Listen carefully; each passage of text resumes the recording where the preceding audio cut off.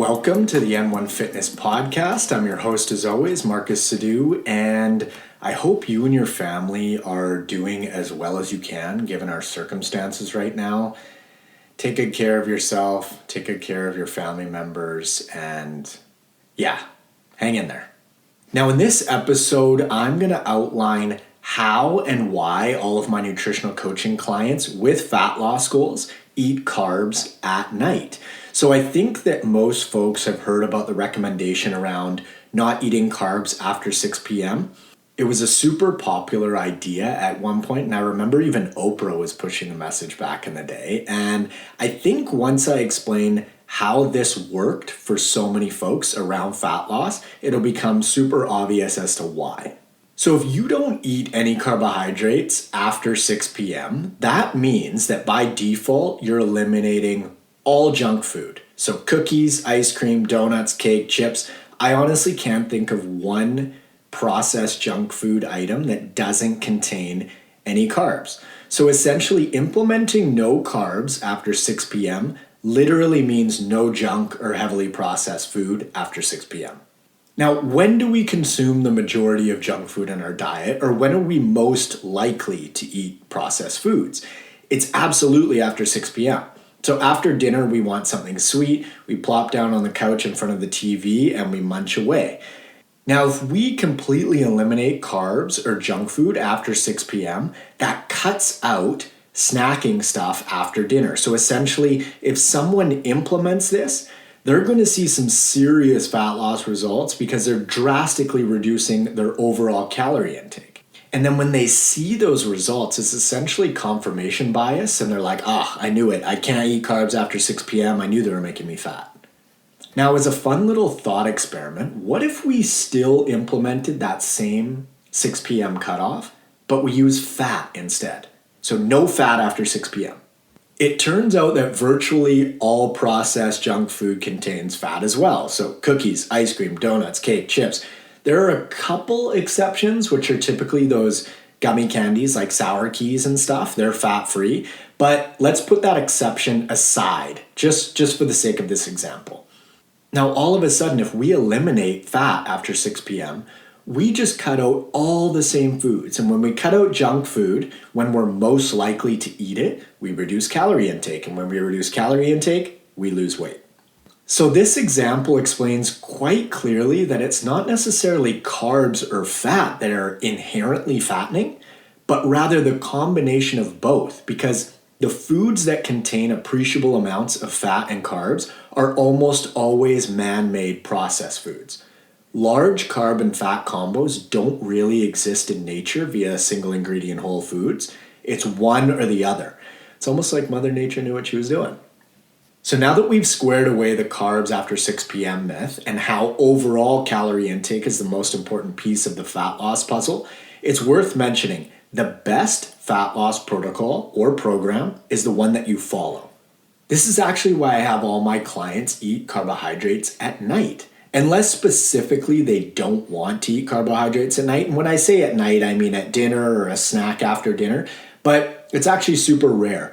I've worked with hundreds and hundreds of folks, and I can count on one hand how many people that didn't want at least some carbs with their dinner meal. Now, when I'm structuring a program, I ask myself, when are folks the most hungry? Or in other words, when do people typically like to eat a larger meal? Is it breakfast, lunch, or dinner? The answer is typically dinner. And then the second question I ask myself is, when are folks the most likely to fall off track, slip up, or eat funky, calorie-dense foods?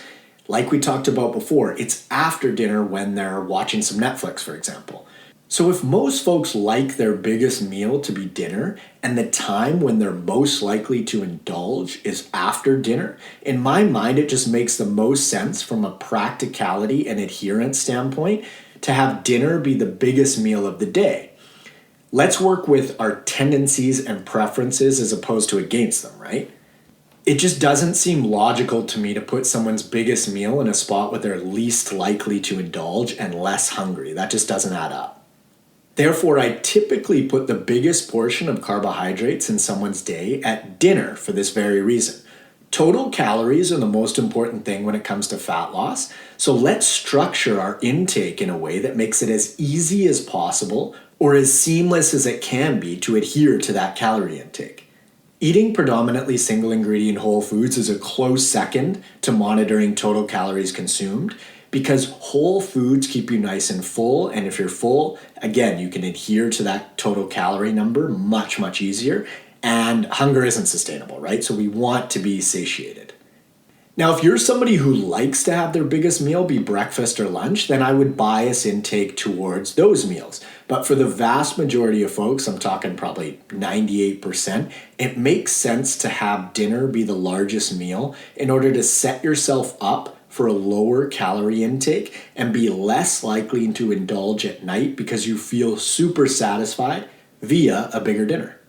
So if you're feeling super satisfied after a solid hearty dinner, you're less likely to eat treats. Now, on the other hand, if you ate the majority of your food at breakfast, maybe had a medium-sized lunch and just a small dinner, you're then sitting around with your family watching Netflix hungry. That is not the setup you want, especially being that time of the day is when you're most likely to indulge.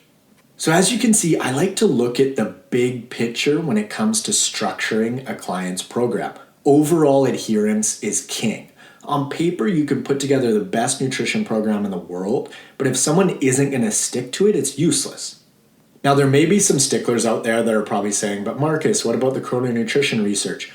ChronoNutrition is just a fancy way of saying how meal timing impacts physiological processes, or basically your body's processes. Chrono meaning time and nutrition meaning nutrition.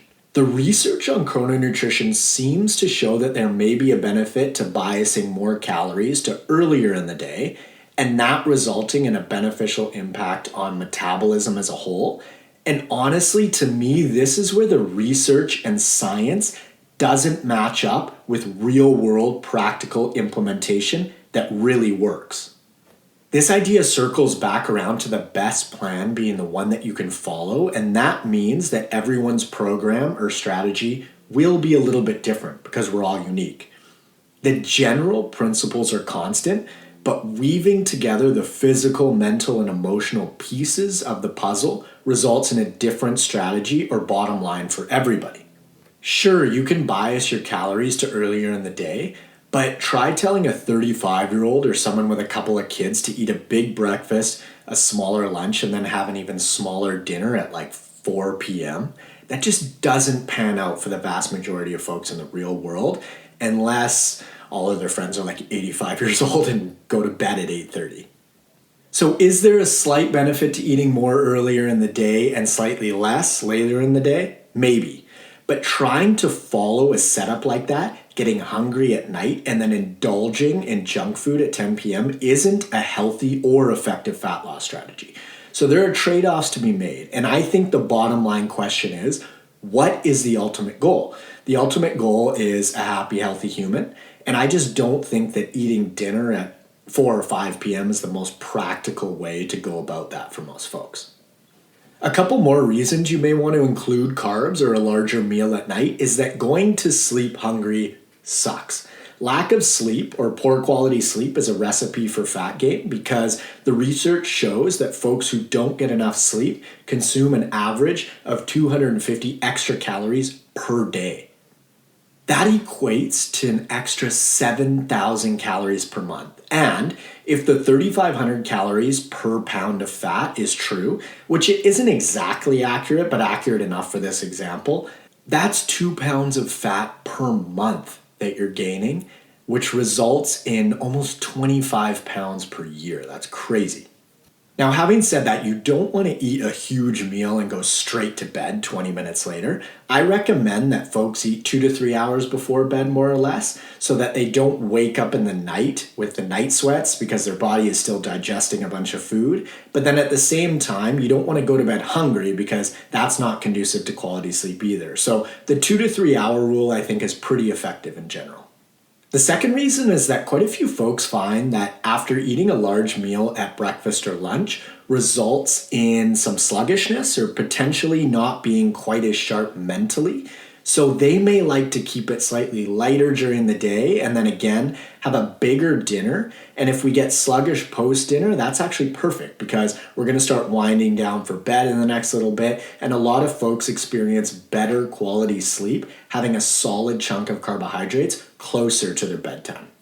So I hope this podcast episode sheds some light on fat loss as a big picture concept and just how important implementation and adherence to your program is. And by moving things around in a way that works with your lifestyle and sets you up for success is key for lasting results versus getting caught up in the minutia and small details that don't necessarily lend themselves to real world results, which is exactly what we're after. Now, if you're interested in personalized one-on-one nutritional coaching and or workout design with me, you can head over to n1fitness.com/coaching or just click the link in the show notes below. Also, follow me up on Instagram at n1fitness and friend me on Facebook at Marcus Sadu. Thanks for listening, guys. Take care of yourself, and I will catch you on the next episode. See ya.